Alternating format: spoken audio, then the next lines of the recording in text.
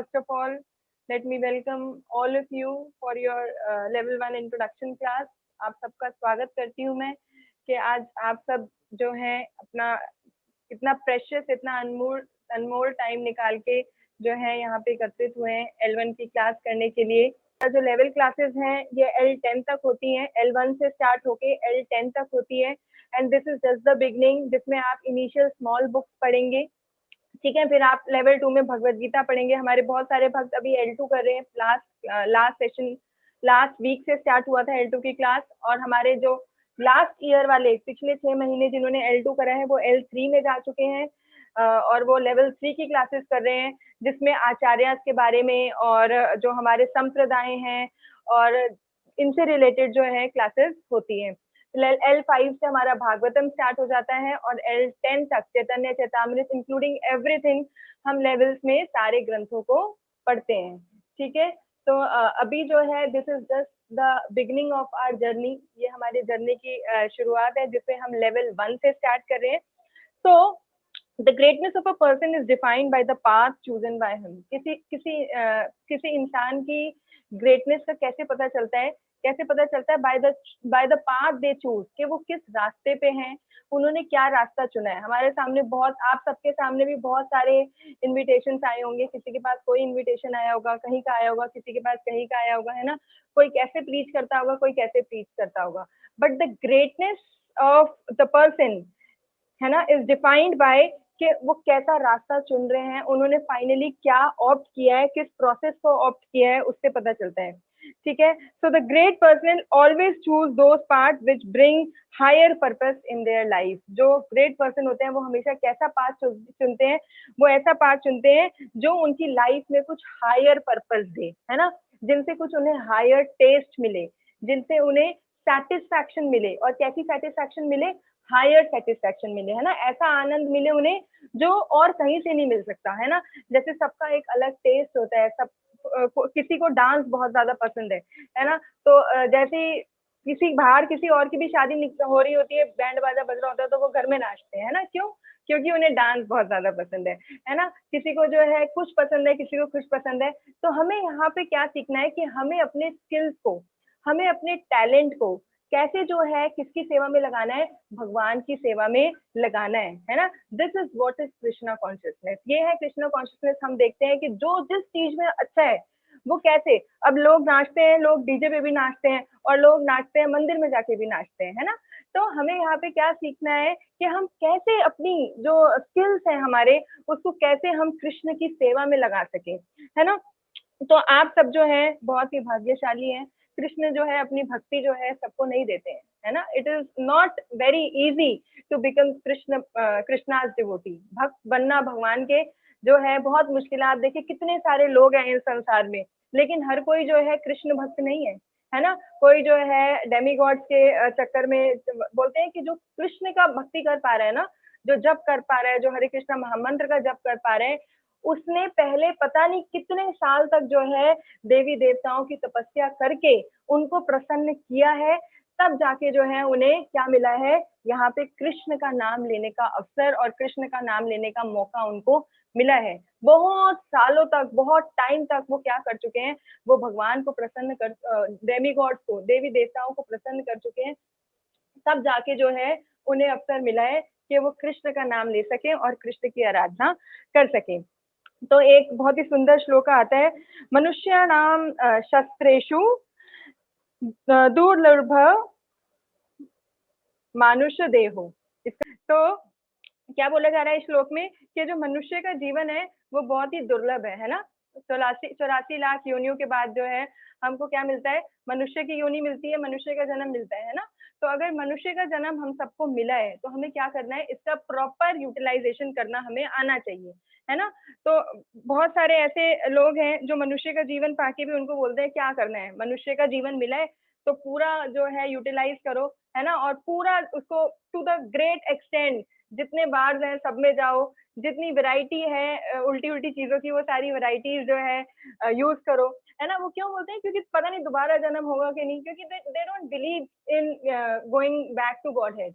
उन्हें उन्हें लगता ही नहीं है कि हमारा जो है वो उद्धार भी हो सकता है, हम लिबरेट भी जो है हो सकते हैं, है ना। दे डोंट बिलीव इन दैट। इसलिए उनको लगता है कि अगर मुश्किल से जीवन मिला है तो उसका प्रॉपर यूटिलाइजेशन कर लिया जाए। इसी जन्म में जितने भी फैसिलिटीज हमें अवेलेबल हैं, उन सब फैसिलिटीज का उपयोग करके, और फिर कौन जानता है कि आगे क्या होने वाला है, किसने देखा है कि आगे क्या होने वाला है। वो दे डोंट बिलीव, आगे का उनको कोई मतलब नहीं है, कुछ फर्क नहीं पड़ता।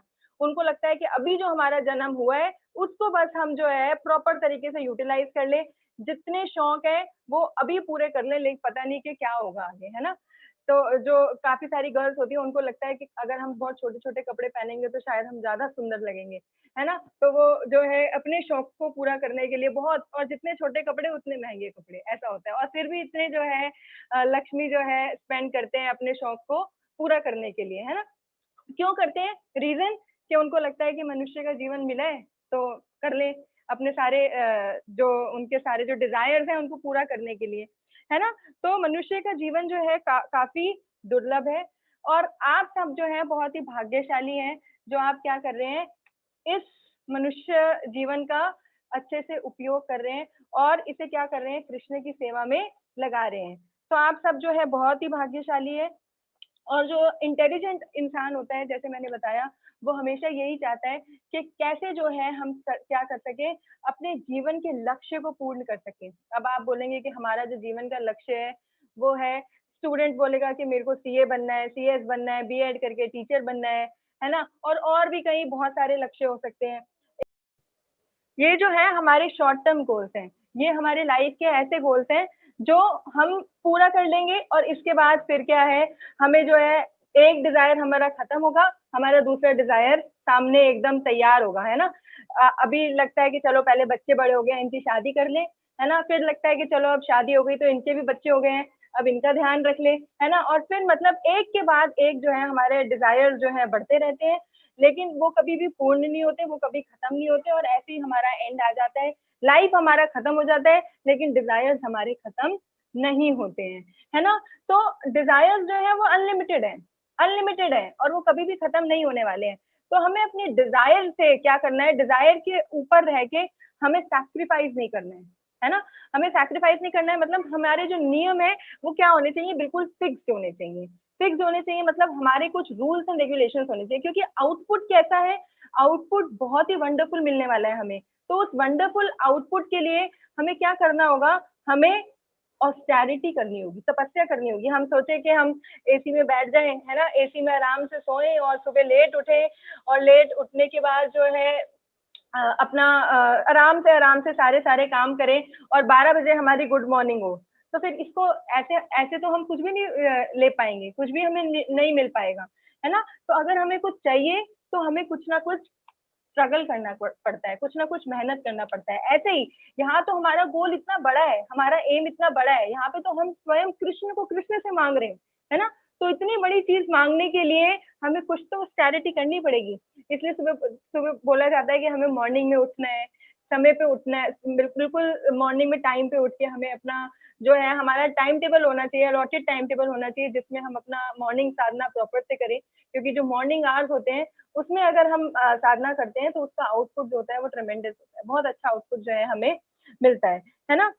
अब भगवान ने तो हमें ये सारे, भगवान कुछ ना कुछ इंस्ट्रूमेंट बनाते हैं, और कुछ इंस्ट्रूमेंट बना के हमें जो है क्या कर देते हैं, हमें जो है गाइड गाइड के लिए छोड़ देते हैं कि आप जो है इनके निरीक्षण में है, ठीक है, आपको ये संभालेंगे और आपको ये गाइड करेंगे कि कैसे मेरे तक जो है पहुंचना है। भगवान ने अपना काम कर दिया, है ना।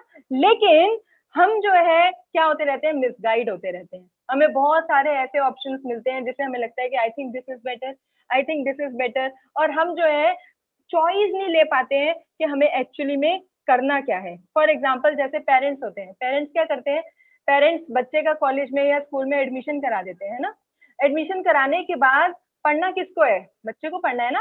पेरेंट्स तो पढ़ के उसके टेस्ट नहीं दे सकते, है ना। अगर बच्चे को मार्क्स चाहिए तो मार्क्स लेने के लिए बच्चे को ही तो पढ़ना पड़ेगा, बच्चे को पेपर लिखने पड़ेंगे, बच्चे को सारी चीजें करनी पड़ेगी। और अगर वो नहीं करता है तो वो लो कैटेगरी में भी आ सकता है, एवरेज कैटेगरी में आ सकता है, और टॉपर में आ सकता है। तो ये टोटल जो है उसके ऊपर डिपेंड करता है कि उसको किस कैटेगरी में आना है ना। स्टूडेंट जो है, अब आप देखो जितने भी स्टूडेंट्स हैं वो अच्छे से जानते हैं कि कुछ ऐसे बच्चे होते हैं क्लासरूम में जो क्रीम होते हैं बिल्कुल, है ना, जो टीचर के क्वेश्चन बोलने से पहले ही उनको आंसर देने का उत्सुकता रहती है कि हमें आता है, हमें आता है।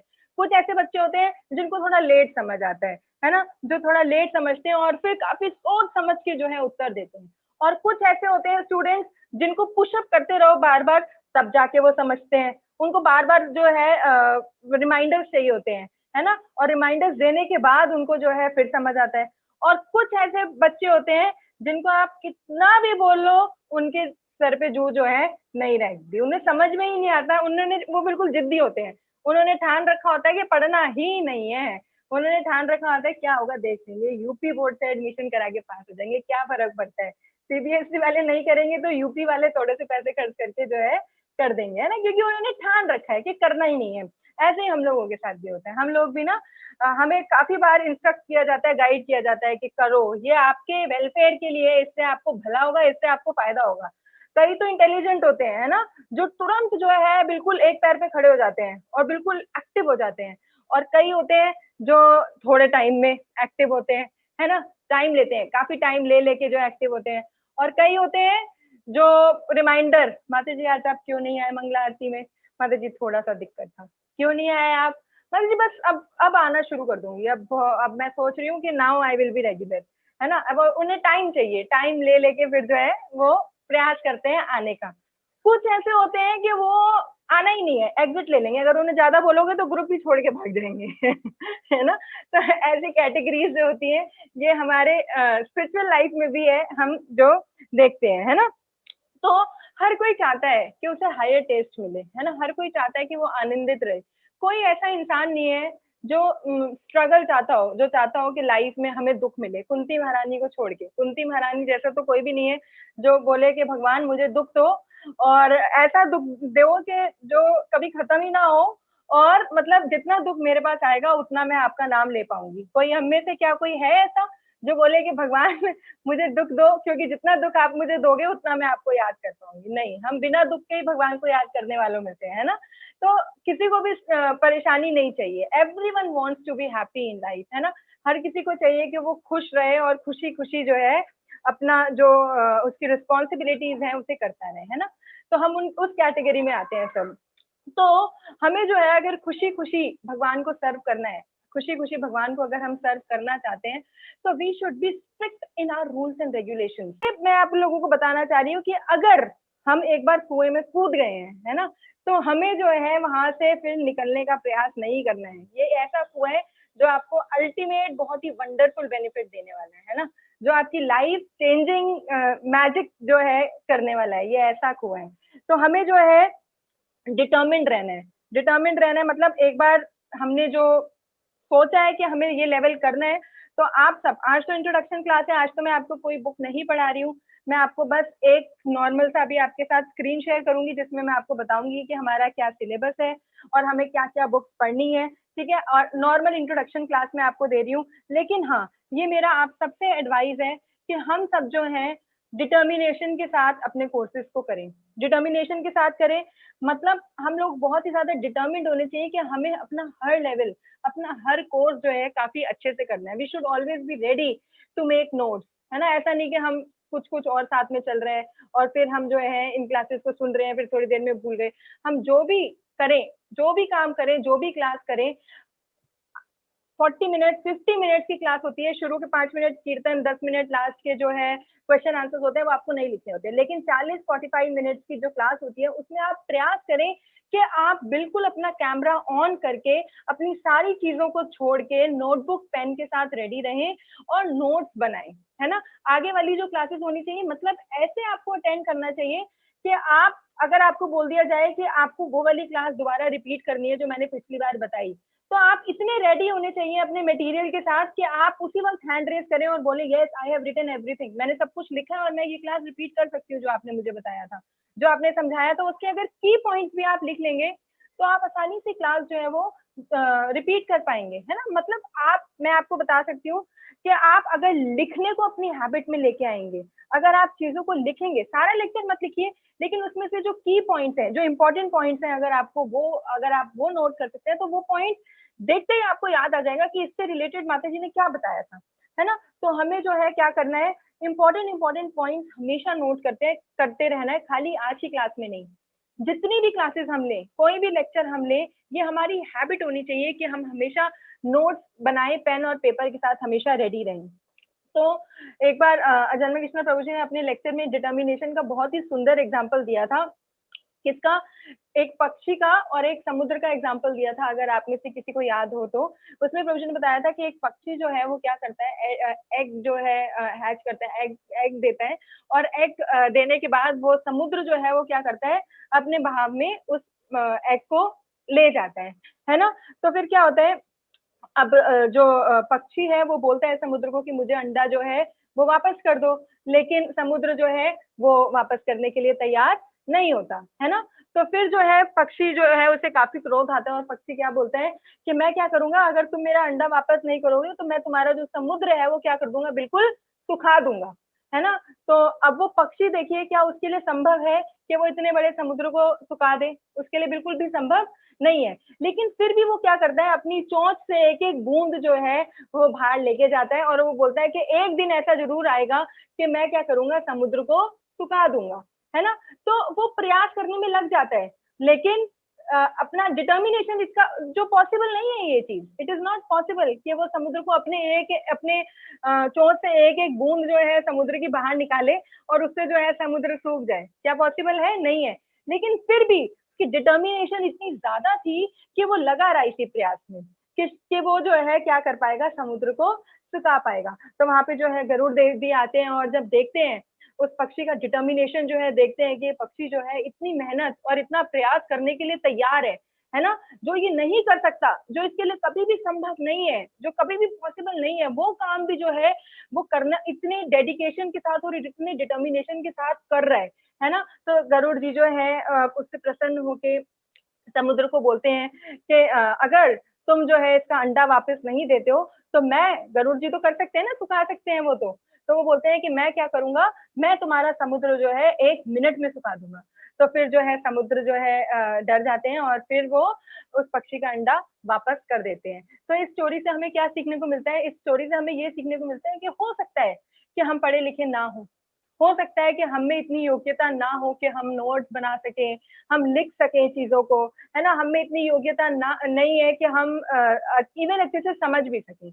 यहाँ तो सब बहुत ही इंटेलिजेंट है, लेकिन फिर भी कई लोग होते हैं, मैं कई लोगों को जानती हूँ, वो बोलते हैं कि माता जी हम तो अभी सुनते हैं और आधे घंटे बाद भूल जाते हैं, हमें याद ही नहीं रहता कि आपने क्या बताया। ऐसे काफी सारे लोग हैं, है ना, जिनका एज काफी ज्यादा हो गया है, लेकिन उन्हें कुछ भी अगर समझ नहीं आता, लेकिन अगर उनके भाव अच्छे हैं, उनका डिटर्मिनेशन है कि हमें करना है ना, हमें कृष्ण की प्राप्ति करनी है। मैं एक्चुअली मैं बताऊं आपको, कृष्ण को प्राप्त करने के लिए ना कोई बहुत ज्यादा नॉलेज की जरूरत नहीं है। ऐसा नहीं है कि जो बहुत ही ज्ञानी है ना, और जो बहुत ही ज्यादा इंटेलिजेंट है, जो माइंड ब्लोइंग है, और जो सारी चीजों को बहुत जल्दी लर्न कर सकता है, वही भगवान को प्राप्त कर सकता है। ऐसा कुछ भी नहीं है ना। अगर किसी, भगवान जो है किसके भूखे होते हैं? भगवान भाव के भूखे होते हैं। भगवान को क्या चाहिए? भगवान को भाव चाहिए। अगर हमारे भाव अच्छे हैं तो जो है हम भगवान को प्राप्त कर सकते हैं। लेकिन अगर हम बहुत इंटेलिजेंट है, लेकिन हमारे भाव अगर अच्छे नहीं है, तो भगवान को प्राप्त करना it is very next to impossible. Impossible तो मैं नहीं कहूंगी, लेकिन it is next to impossible. हम सोच भी नहीं सकते कि हम जो है अपनी इंटेलिजेंस के साथ भगवान को प्राप्त कर पाएंगे। ऐसा हम नहीं सोच सकते, है ना। तो हमें जो है क्या करना है, we should be focused and determined. हमें फोकस रहना है और हमें डिटर्मिनेशन के साथ जो है चीजों को करना है। तो हम अगर भक्ति भी जो है डिटर्मिनेशन के साथ करते हैं तो अल्टीमेटली जो है भगवान प्रसन्न होते हैं, और फिर जो है वो अपनी कृपा हम पे करते हैं, है ना। तो हमें जो है क्या करना है, अपने सेंटर, अपने हर काम के सेंटर में कृष्ण को लेके चलना है। बस हमें यही करना है। हमें अपना जॉब करना है तो हम अपना जॉब कर सकते हैं, हमें कोई भी कार्य करना है तो हम कर सकते हैं, लेकिन हर कार्य के सेंटर में जो है क्या होने चाहिए, कृष्ण होने चाहिए। मतलब अगर हम खाना भी खा रहे हैं तो वो खाना भी जो है, खाना ना खा के हम प्रसाद खा सकते हैं। वो कैसे हो जाएगा? जब हम भगवान के थ्रू उसे लेके आएंगे, जब हम भोग लगा देंगे, और फिर भोग लगाने के बाद अगर फिर हम खाते हैं उसे, तो फिर वो खाना नहीं रह जाता, वो क्या बन जाता है, प्रसाद बन जाता है। कैसे? क्योंकि भगवान का उचिष्ट बन गया ना वो, भगवान ने उसे झूठा किया। जब भगवान, और भगवान को झूठा करने के लिए अपने मुंह की जरूरत नहीं है, भगवान आंखों से भी खा सकते हैं, कान से भी खा सकते हैं, नाक से भी खा सकते हैं, हम तो खाली मुंह से ही खा सकते हैं, लेकिन भगवान अपने किसी भी सेंसेस से खा सकते हैं। भगवान ने उस पर दृष्टि डाली ना, जैसे ही भगवान ने दृष्टि डाली उस पर, वैसे ही वो उच्छिष्ट बन गया, वैसे ही वो झूठा हो गया। और सब झूठा तो कर दिया भगवान ने, लेकिन साथ के साथ उसमें से जितने भी सारे पाप हैं वो भी क्या कर लिए, ले लिए, खींच लिए, है ना। क्योंकि जब हम कोई भी फल सब्जी जब तोड़ते हैं, सब्जी वाला तोड़ता है, और जब खेत से जब वो टूटती है, तो ये भी क्या माना जाता है, ये भी एक सिन माना जाता है, ये भी अपराध माना जाता है। क्यों अपराध माना जाता है? क्योंकि जो ट्रीज है वो लिविंग एंटिटीज में आते हैं, लिविंग एंटिटीज में आते हैं ट्रीज, है ना। तो बोलते हैं कि ये भी एक अपराध है। तो ये क्या कर रहे हैं हम क्या खा रहे हैं? अगर हम बिना ऑफर करे खा रहे हैं तो हम तो पाप खा रहे हैं, है ना। तो वो जो पाप है, भगवान जैसे ही अपनी दृष्टि डालते हैं तो उस पाप को क्या करते हैं, ले लेते हैं, और बिल्कुल पाप रहित करके वो हमें दे देते हैं। और सबसे पहला बेनिफिट, उसमें से पाप ले लिए। दूसरा बेनिफिट क्या है कि वो भगवान का झूठन हो गया, भगवान का झूठा हो गया। और हम जब भगवान का झूठा खाएंगे तो बोलते हैं ना कि अगर हम झूठा खाते हैं तो क्या बढ़ता है, प्यार बढ़ता है ना। तो भगवान से प्यार बढ़ाने के लिए हमें क्या करना होगा, भगवान का झूठा खाना होगा। और भगवान का झूठा कैसे खाएंगे हम, कि अपने खाने से पहले पहले किसे खिलाएं, भगवान को खिलाएं, है ना। तो देखिए, पेट तो अल्टीमेटली हमारा भर रहा है ना, पेट तो हमारा भर रहा है। अगर हम भगवान को खिला रहे हैं और फिर खा रहे हैं तो जा तो रहा है हमारे पेट में, लेकिन तरीका थोड़ा सा अलग हो गया। पहले क्या करते थे, हम अपने लिए बनाते थे, लेकिन अब हमें क्या करना होगा, हमें भगवान के लिए बनाना होगा। और भगवान जो है, पहले उसे खाएंगे और फिर हमें खाना होगा। अल्टीमेटली दोनों में बेनिफिट सेम ही है, लेकिन प्रोसेस थोड़ा सा अलग है ना। तो हमें जो है और आप सबको ये भी पता है कि भगवान जो जीवास है वो क्या है, भगवान के पार्ट एंड पार्सल है ना। भगवान में 6 ऐश्वर्य होते हैं, वही ऐश्वर्य जो है हमारे अंदर भी है, हमारे अंदर भी है। भगवान बहुत ब्यूटीफुल होते हैं, तो हम सब भी देखें खूबसूरत है, कोई थोड़ा ज्यादा कोई थोड़ा कम, है ना। लेकिन भगवान जो है इन्फिनिटी लेवल में इतने खूबसूरत है कि उनसे खूबसूरत कोई हो ही नहीं सकता। भगवान बहुत ही ज्यादा वेल्दी है, तो आप देखें कि किसी के पास थोड़ा ज्यादा पैसा है, किसी के पास थोड़ा कम है, कोई बहुत ज्यादा गरीब है। तो भगवान में 6 ऐश्वर्य होते हैं, हम सब में भी वो 6 ऐश्वर्य हैं, है ना। लेकिन किसी में थोड़े ज्यादा है, किसी में थोड़े कम है। अब फर्क क्या होता है, जैसे फॉर एग्जाम्पल पानी का अगर हम एग्जाम्पल लें, अगर हम ग्लास में जो है पानी डालें, और दूसरा एग्जाम्पल ये है कि समुद्र, तो पानी है ना, अगर हम पानी को पिएंगे तो प्यास हमारी बुझेगी, चाहे हम उस पानी को ग्लास में डाल के पिए या समुद्र से लेकर डायरेक्ट पिए, हमारी प्यास बुझेगी। लेकिन फर्क क्या है, फर्क ये है कि किसका फर्क है, क्वांटिटी का फर्क है। क्वालिटी सेम ही है, पानी की क्वालिटी सेम ही है कि प्यास हमारी बुझेगी, लेकिन क्या अलग है, क्वांटिटी अलग है। क्वांटिटी कैसे अलग है कि ग्लास में जरा सा पानी आएगा और समुद्र में बहुत सारा पानी आएगा। तो डिफरेंस है किसका, क्वांटिटी का। तो ऐसे ही हम सब जो जीव है ना, हम क्या है, भगवान का अंश है ना। बस क्या किस चीज का डिफरेंस है, क्वांटिटी का डिफरेंस है। हमारे अंदर भी वही सारी चीजें हैं, वही ऐश्वर्य हैं, लेकिन किसका डिफरेंस है, क्वांटिटी का डिफरेंस है। भगवान में बहुत ज्यादा है और हम में बिल्कुल थोड़ी सी है ना। तो हमें क्या करना है, हमें जो है, जो भगवान ने हमें जो मनुष्य जीवन दिया है, उसका उपयोग करके अपनी जो कलाएं हैं, जो हम कर सकते हैं, सबसे बड़ा हमारा कला ये है, जो जानवरों में नहीं होती, जो किसी और में नहीं होती, that we all are very very intelligent.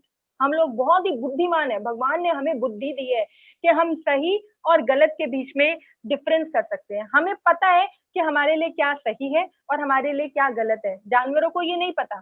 जानवर हम वो जो काम करते हैं वो जानवर भी करते हैं। सोते हैं, हम भी सोते हैं, वो भी सोते हैं। मॉर्निंग में उठते हैं, हम भी उठते हैं, वो भी उठते हैं। संतान उत्पत्ति करते हैं, हम भी करते हैं, वो भी करते हैं, है ना। डिफरेंस क्या है कुत्ते में, जानवर में और हम में? What is the difference? Difference ये है कि भगवान ने हमें बुद्धि दी है, हम अपनी बुद्धि लगा सकते हैं कि हमारे लिए क्या सही है और क्या गलत है। लेकिन जानवरों में बुद्धि नहीं है, कुत्ता नहीं समझ पाता कि उसके लिए क्या अच्छा है क्या गलत है ना। लेकिन हम जो है समझ पाते हैं। तो हमें क्या करना है, अपनी इंटेलिजेंस को यूज करना है, और उस इंटेलिजेंस को यूज करके हमें अपने जीवन को क्या बनाना है, सफल बनाना है ना। और बोला जाता है that nothing looks well without भक्ति, भक्ति के बिना और कुछ भी नहीं है ना। जो भक्ति कर रहे हैं, अभी काफी सालों से जो भक्ति कर रहे हैं, वो समझ सकते हैं, वो डिफरेंस को समझ सकते हैं कि भक्ति करने के बाद लाइफ में क्या ट्रमेंडस चेंजेस आते हैं, क्या चेंजेस आते हैं लाइफ में। और मतलब ऐसे चेंजेस होते हैं जो इनकम्पैरेबल, मतलब इसको कंपेयर नहीं करा जा सकता, ठीक है। और अगर कोई इंची टेप से नापना चाहेगा तो वो भी नाप नहीं पाएगा उन चेंजेस को, इमेजरेबल होते हैं वो चेंजेस, है ना। अब क्या है, ऐसे चेंजेस आ जाते हैं, ऐसे चेंजेस ये होते हैं कि जब हम भक्ति में नहीं आते हैं तो हमें पता नहीं होता कि हमारे जीवन का लक्ष्य क्या है, हमें क्या लेना है। हम बहुत ही ज्यादा अटैच्ड होते हैं अपनी चीजों से। फॉर एग्जाम्पल, अगर हम एक स्पोर्ट्स पर्सन का एग्जाम्पल लें, है ना। अब आप देखिए राहुल द्रविड़ जो है वो कितना ज्यादा प्रैक्टिस करता है, कितना ज्यादा प्रैक्टिस करता है। क्यों करता है? वो अपना जो क्रिकेट मैच होता है उसको जीतने के लिए, है ना, कि उसको मेडल मिलेगा, उसको एप्रिसिएशन मिलेंगी, है ना। और उस एप्रिसिएशन के लिए वो अपनी जान लगा देता है, अपनी फैमिली से अलग रहता है इतने इतने इतने टाइम, है ना, दिन रात जो है, और प्रैक्टिस में लगा रहता है सिर्फ इसीलिए। इतना ज्यादा डिटर्मिनेशन, इतना ज्यादा डेडिकेशन उस मेडल के लिए और उस एप्रिसिएशन के लिए, है ना। तो मतलब कलयुग में हम देखते हैं कि हमारे पास बहुत सारे ऐसे एग्जाम्पल है कि इंसान जो है ऐसी चीजों के पीछे भाग रहा है, ऐसी चीजें करना चाह रहे हैं, इसमें अपना पूरा जीवन लगा दिया जो टेम्परेरी है। एप्रिसिएशन क्या है? टेम्परेरी है ना। अगर किसी को एप्रिसिएशन मिल जाएगा, किसी ने बोल दिया यस यू डिड वंडरफुल, आपने इतना अच्छा काम किया जो और कोई भी नहीं कर सकता, तो ये क्या है? ये टेम्परेरी नेम फेम के लिए ही तो है ये, है ना। ऐसी सेटिस्फेक्शन, क्या उसके जीवन में कोई दुख नहीं आता होगा? क्या वो परेशान, जितने भी एक्ट्रेस एक्ट्रेसेस हैं वो लोग इतने ज्यादा परेशान रहते हैं कि उनको अपनी परेशानी को दूर करने के लिए नाइट में सोने के लिए उनको नींद की गोली खानी पड़ती है ना। क्यों इतने ज्यादा एंजाइटी में रहते हैं? उनके पास किस चीज की कमी है? उनके पास इतना पैसा है, इतना भरपूर मात्रा में उनके पास हर चीज है, तो ऐसा क्यों होता है कि मतलब उनको जो है सोने से पहले जो है नींद की दवा लेनी पड़ रही है? उनको क्यों वो एडिक्ट हो जाते हैं ड्रग्स के, स्मोक के, एडिक्शन हो जाती है उनको, और वो नहीं रह पाते उनके बिना। किस चीज के लिए वो इतने एडिक्ट हो गए? किस चीज के लिए वो इतने गलत कामों में चले गए? अपने नाम के लिए, है ना, अपने नेम को कमाने के लिए, अपने फेम को कमाने के लिए जो है उन्होंने कैसे रास्ते चुन लिए? कैसे रास्ते चुन लिए? गलत रास्ते चुन लिए, है ना। बोला जाता है ना, between birth and death B और डी के बीच में क्या आता है? सी आता है ना। ए बी सी डी होता है ना, तो B is birth and D is death. हमारा जन्म हुआ है और हमारी मृत्यु भी होगी। कोई भी ऐसा इंसान नहीं है जिसका जन्म हुआ और उसकी मृत्यु नहीं हुई, है ना। तो जन्म हुआ है तो मृत्यु होगी ही होगी। और उसके बीच में क्या आता है? चॉइस आता है, सी। सी इज फॉर चॉइस, है ना। तो हमें ये चॉइस हमारे ऊपर है कि हम किस रास्ते को चुनते हैं, है ना। हमने क्या रास्ता चुना जिससे हमारा जो बर्थ है वो सक्सेस हो जाए, है ना। जो हमने जन्म लिया है वो सक्सेसफुल हो जाए, ये हमारे ऊपर चॉइस है ना। ये हमारे हाथों में है कि हम किस रास्ते पे चलते हैं जिससे हम सेटिस्फाइड रहे, जिससे हमारी सोल जो है वो सेटिस्फाइड रहे।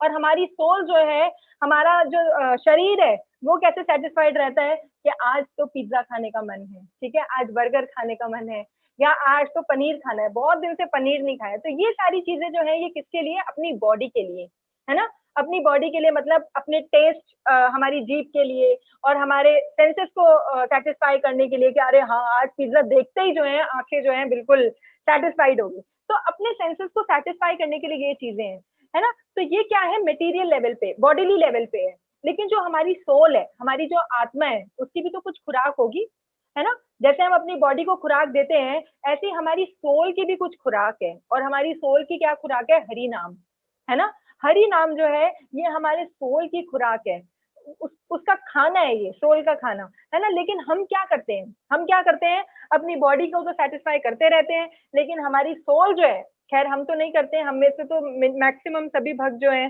भगवान का नाम ले रहे हैं, लेकिन कुछ ऐसे लोग हैं जो बॉडीली लेवल पे सारी सेटिस्फाइड चीजें करते हैं, लेकिन वो अपनी सोल, वो भगवान को मानते ही नहीं है। कई लोग ऐसे हैं जो भगवान की, अब तो कोरोना के बाद तो काफी लोगों ने भगवान को मानना शुरू कर दिया। मैंने ऐसे लोग भी देखे हैं जो बिल्कुल नास्तिक, बिल्कुल मायावादी लोग थे ना, जो अक्सर हमारी डिबेट हुआ करती थी और वो बोलते थे कुछ भगवान नहीं होते, और हम बोलते थे कि नहीं भगवान होते हैं, है ना। वो लोग भी हैं जो उन्होंने भी बोलना शुरू कर दिया कि हाँ भगवान होते हैं। कोरोना ने जो है काफी बदलाव लेके आया है कोरोना, है ना। तो अभी तो है काफी लोग मानने लगे, लेकिन फिर भी काफी ऐसे लोग हैं जो बोलते हैं भगवान नहीं होते हैं, है ना। मानते ही नहीं है, भगवान को ही नहीं मानते, भगवान की एग्जिस्टेंस को ही नहीं मानते हैं। वो मानते हैं किसको? साइंटिस्ट को। वो बोलते हैं सब कुछ जो है साइंटिस्ट करते हैं, लेकिन साइंटिस्ट किसने बनाए? ये इसका सवाल का जवाब जो है आज तक ना कोई जान पाया और ना कोई जानने वाला है ना। तो भगवान जो है उन्होंने जो जब बच्चा जो होता है माँ के गर्भ में होता है, तो वो क्या प्रार्थना करता है भगवान से, वो भगवान से ये प्रार्थना करता है कि हे भगवान, मुझे इस गंदगी से जो है निकाल दो, है ना, क्योंकि माँ के गर्भ में काफी ज्यादा गंदगी होती है। तो वो यही प्रार्थना करता है कि मुझे इस गंदगी से निकाल दो, और मैं बाहर जैसे ही निकलूंगा, मैं क्या करूंगा, आपका नाम का गुणगान करूंगा, आपका नाम लूंगा, आपको याद करूंगा, है ना। लेकिन जैसे ही वो बाहर निकलता है, जैसे ही बच्चा माँ के गर्भ से बाहर निकलता है और जैसे ही माया में आता है, तो माया में आते ही क्या होता है, वो अपना रंग जो है कैसे बदल लेता है, जैसे दूध में अगर खट्टा लग जाए तो क्या बन जाता है, वो दही बन जाता है। ऐसे ही जो बच्चा होता है ना, वो भी माया में जगत में आते ही अपना रंग ऐसे बदल लेता है, जैसे दूध में खट्टा लग गया, बिल्कुल दही बन जाता है दूध से, है ना। तो क्या होता है ये, ऐसा क्यों होता है, क्योंकि एसोसिएशन, उसकी एसोसिएशन कहती है जैसा हमारा संग होगा वैसा रंग चढ़ेगा हमारे ऊपर। फॉर एग्जाम्पल, अगर आप कपड़े धो रहे हैं और सारे सफेद कपड़े हैं और उसमें एक आप लाल चुन्नी डाल दीजिए जो रंग छोड़ती है, तो क्या होगा, सारे जो व्हाइट कपड़े हैं वो कैसे हो जाएंगे, बिल्कुल लाल हो जाएंगे। ऐसे ही जैसा हमारा संग होता है, जैसे हमारा एसोसिएशन होता है, वैसा ही हमारे ऊपर रंग चढ़ता है ना। तो जैसे ही हम माया में आते हैं, माया इज वेरी वेरी पावरफुल, माया जो है वो बहुत ही ज्यादा पावरफुल है। और माया में आते ही लगता है कि अब हमें ये भी मिल जाए। और ऐसा नहीं है कि भक्ति में ऐसा नहीं होता, भक्ति में भी ऐसा होता है।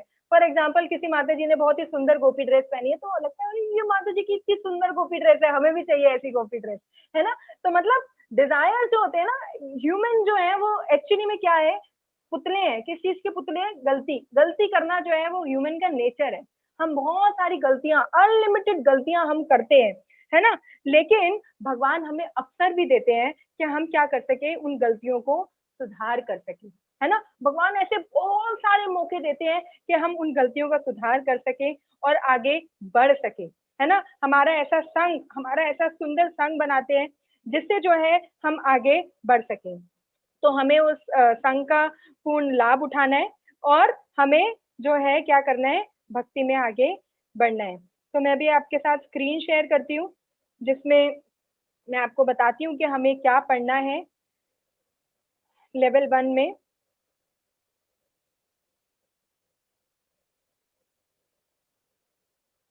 आई थिंक आप लोग देख पा रहे होंगे, टेबल ऑफ कंटेंट, इंट्रोडक्शन। आज जो हमारा इंट्रोडक्शन क्लास चल रहा है, 0 सेक्शन।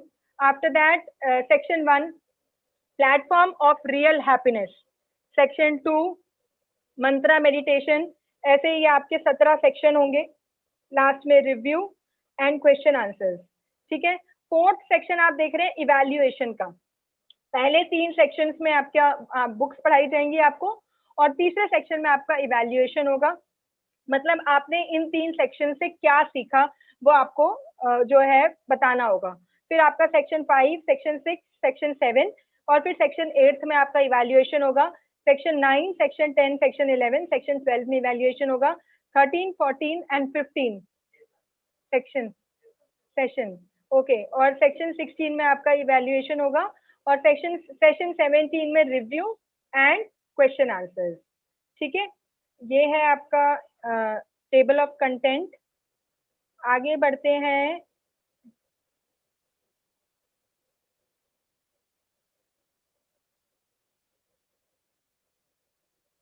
आपको ये जो सारे नोट्स हैं इससे रिलेटेड, वो मैं आपको व्हाट्सअप करूंगी। आपके रेगुलर बेसिस पे असाइनमेंट्स मिलेंगे जो आपको सॉल्व करने पड़ेंगे।